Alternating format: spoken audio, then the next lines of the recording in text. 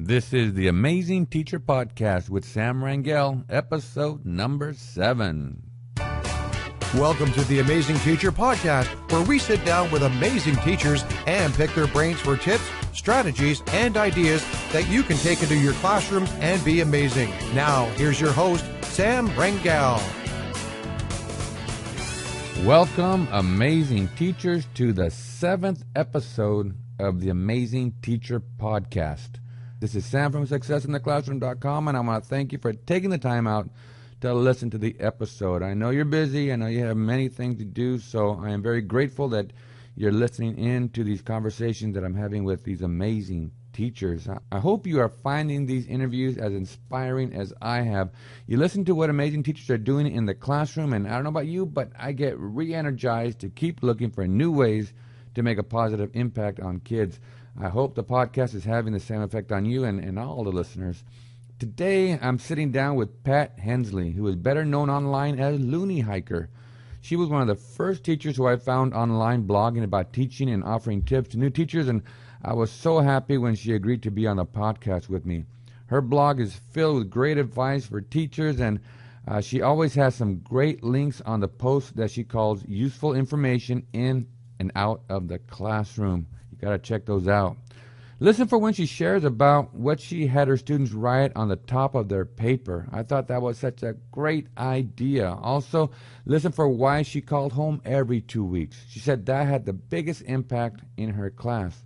I found Pat to be very inspiring, not only for what she did in class, but what she does outside of class as well. So listen for that. Listen for that. Before we get into the interview, I want to encourage you, if you haven't already done so, to take the Amazing Teacher Pledge. It's a set of 10 promises that I believe if you can make and keep these promises, you will be that amazing teacher that your students deserve. It's totally free. You don't have to buy anything. It's just my way of encouraging more teachers to make the commitment to keep focusing on doing what's best for our kids. Some of the promises include, I promise to keep learning. Another one is, I promise to give students a fresh start every day. Another one is, I promise to be in a good mood every day. That's a tough one, I know, but you can do it because you're amazing. So take the pledge at SuccessInTheClassroom.com or TheAmazingTeacher.com. All right, so let's get right into the interview with amazing teacher Pat Hensley, a.k.a. Loony Hiker. Ready? Here we go. Today, I am so happy to have Pat Hensley, also known as Loony Hiker, from Successful Teaching Blog on the podcast. Welcome to the show, Pat. Hi, Sam. Well, I want to thank you for letting me pick your brain today about teaching and teachers. And I found you online back when I first started blogging, and I found your blog so informative and so helpful to teachers, especially new teachers, that I'm really glad to finally get to sit down and have this opportunity to meet you and just talk about teaching. So and how teachers can be amazing in the classroom. So I'm really happy to have you here today. Thanks. I'm glad to be here. Awesome.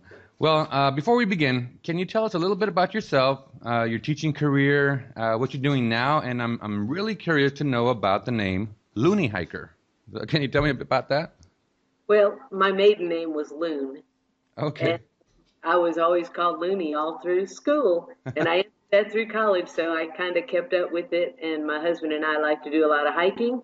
And when computers first came out, I thought nobody has the name Loony Hiker. It's unique, so I've had that forever. Cool. So how about teaching? Well, I taught special ed in public school for about 30 years, kindergarten through 12th grade. And then I retired. I actually retired for 10 days, and then they asked me to come back. They chose me Teacher of the Year, and I didn't feel like I could just quit on them after they gave me that honor. So I stayed another year. I retired from public school, and now I teach on the university level. Oh, cool. And what are you teaching in the university? I teach special ed courses to pre-service teachers and graduate students at Furman University. So these are special ed teachers who are in the class? Well, there are some, when I teach the graduate classes, they're general ed teachers getting their master's degree in special ed. I see. And right now I'm teaching an undergrad course. It's kind of like Intro to Special Ed. It's called education for students with exceptionalities. And anybody going into education, I think it's required. Mm-hmm. Yeah, I have I guess a soft spot for special ed teachers. A lot of times they have the smallest classes, but they have the students with the greatest needs. So they really have to be dedicated to be a special ed teacher. Well, I loved it. I think I enjoyed it. Mm-hmm. Oh, good, yeah. Every special ed teacher that I know, especially the ones working at my school, they love their job. They love their job, and they love they have a special heart for kids, and I think that's what makes them so unique and so special.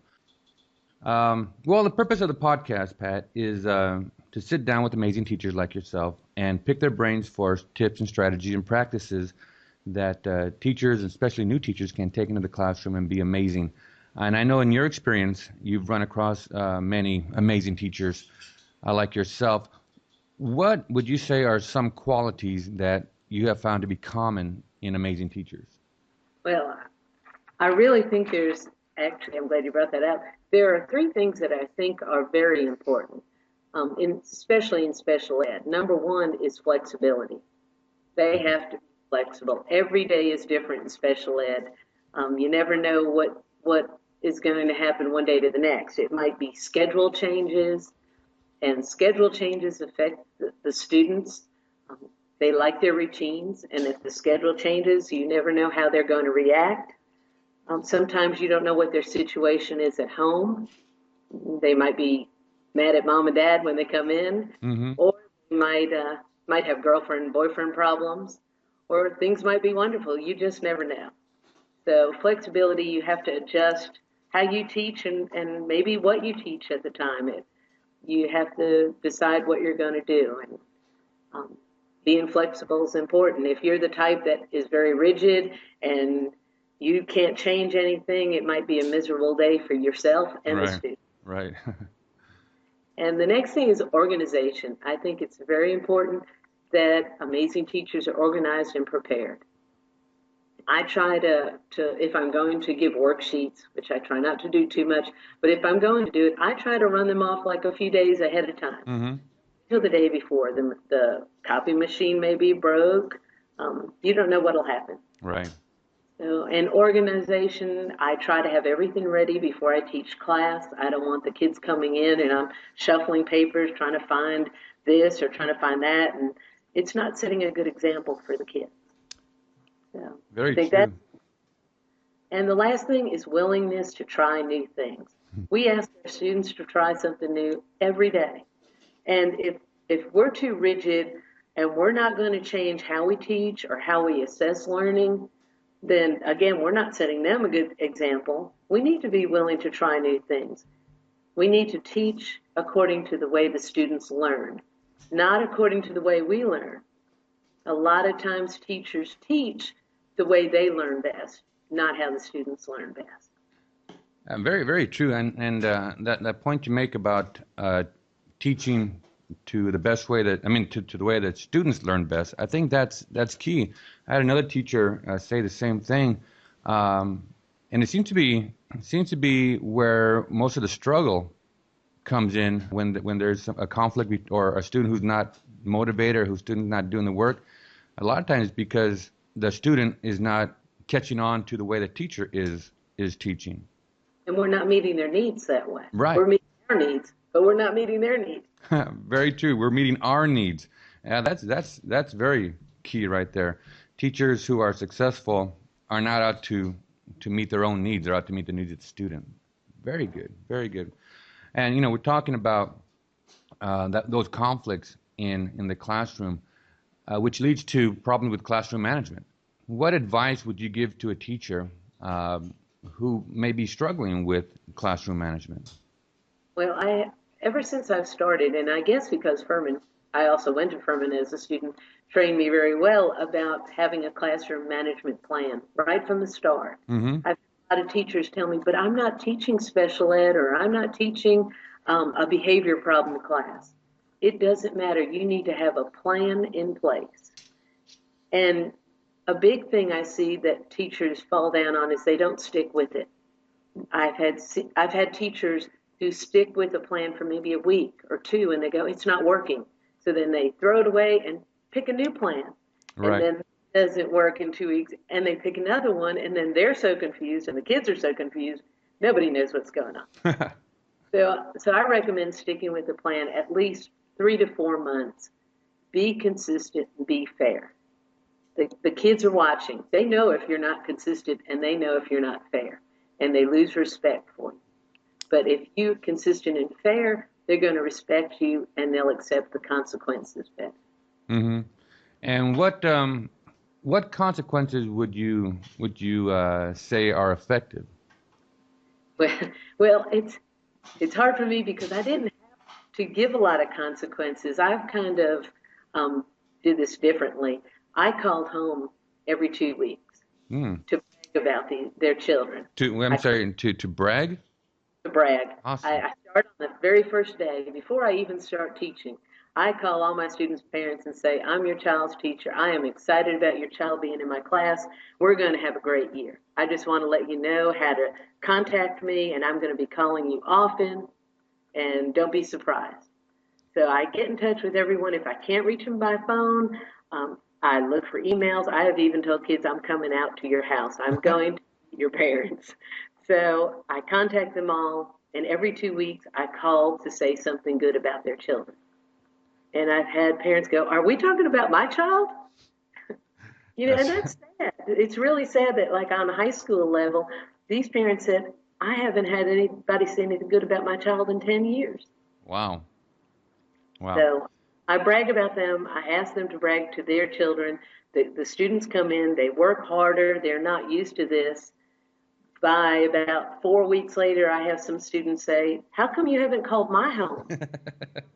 Have you done something really, outstanding that I should brag about you? If you do that today, I will call right now with you in the classroom.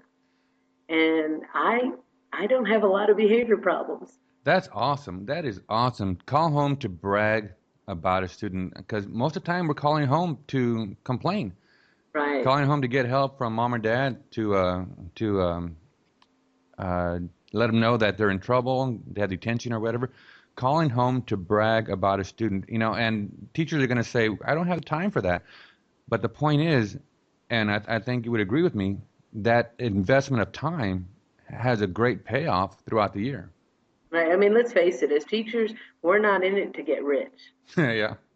So amazing teachers are willing to invest the time, and like you said, the payoff is outstanding. I have had wonderful support from parents when I do have to call and say I've got a problem. They support me. They back me up. That is great advice right there, Pat. Awesome. If you had a new teacher sitting down with you right now, and you had time to just give them one good piece of advice to have a great year, what do you think that a piece of advice would be? An important thing is to take care of themselves. And I know we focus a lot on the kids, but they also need to take care of their mental health and their physical health.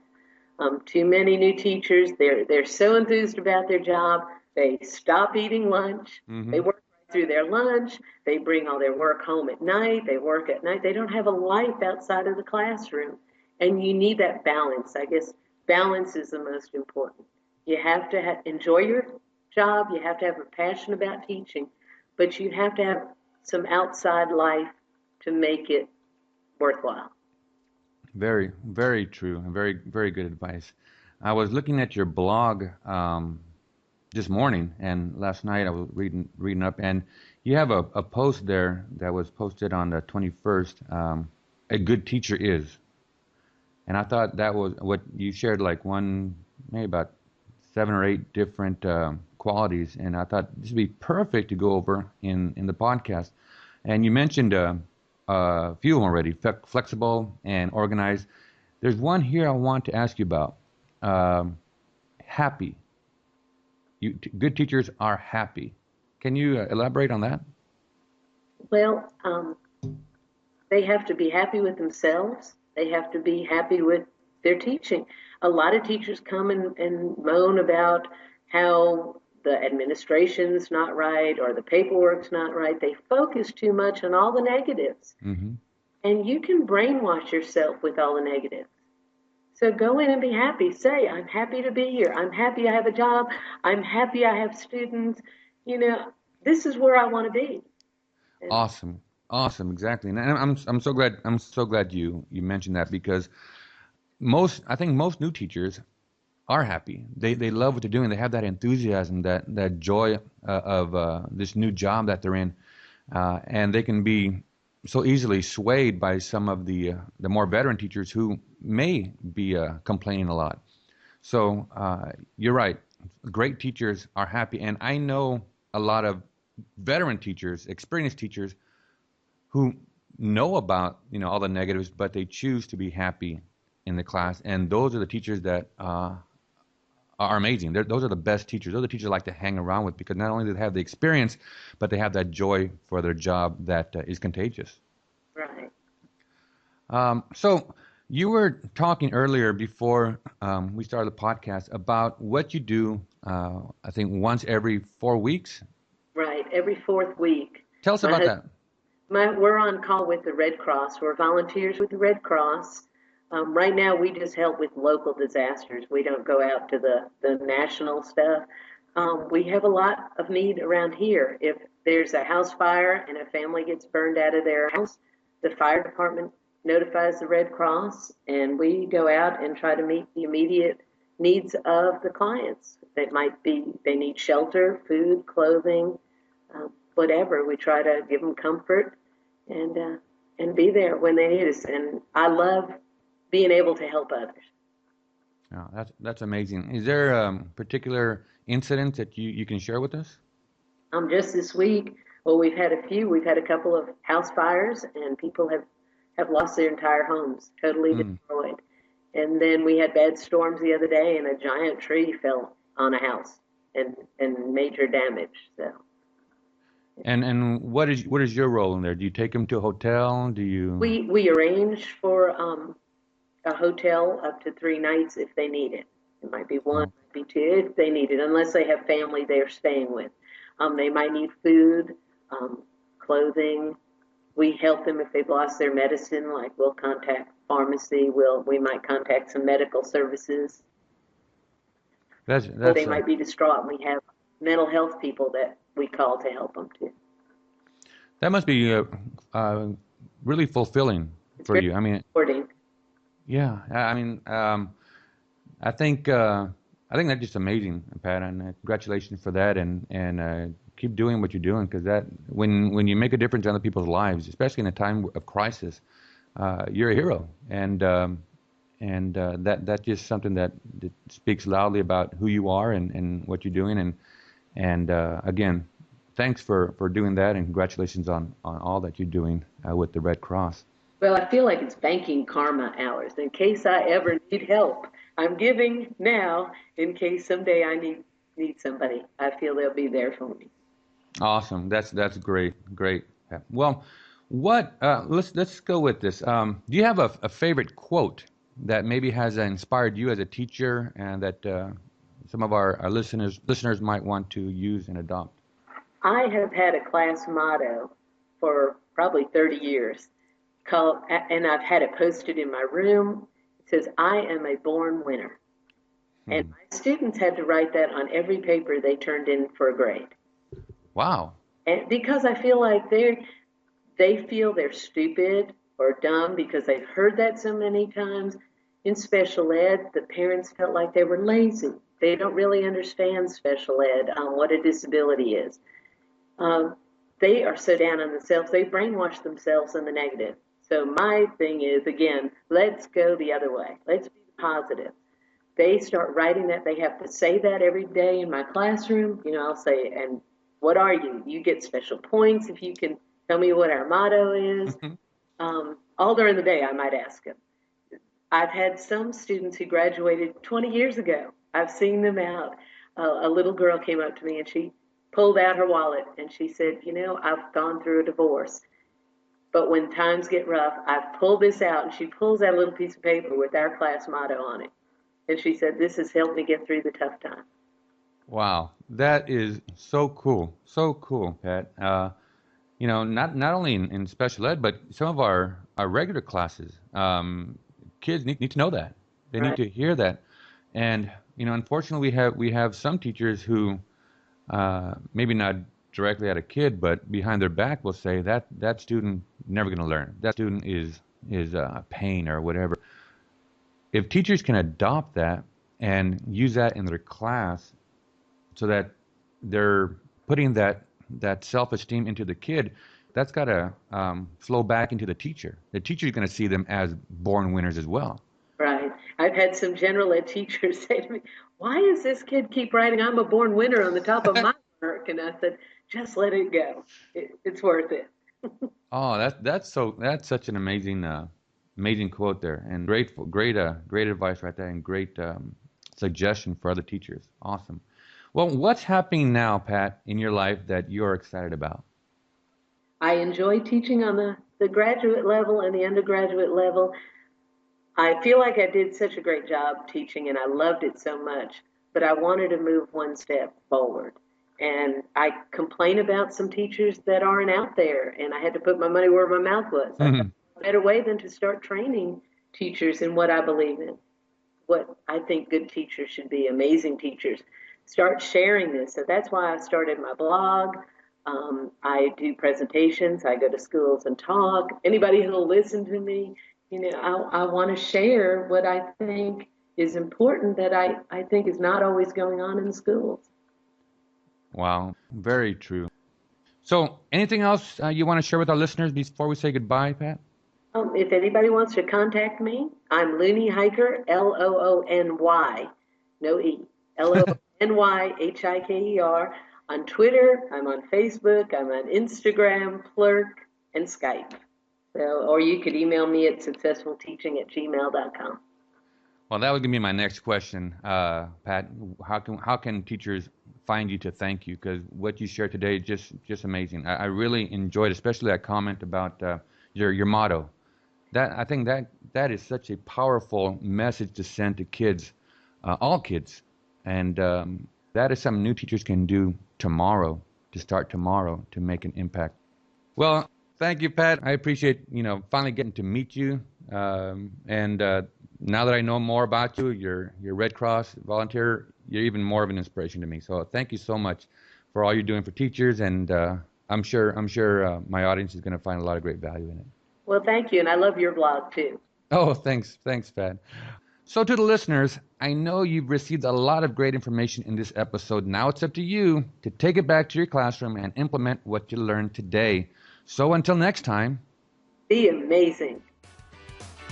The Amazing Teacher Podcast is brought to you by SuccessInTheClassroom.com. Learn more about being an amazing teacher by visiting SuccessInTheClassroom.com or TheAmazingTeacher.com.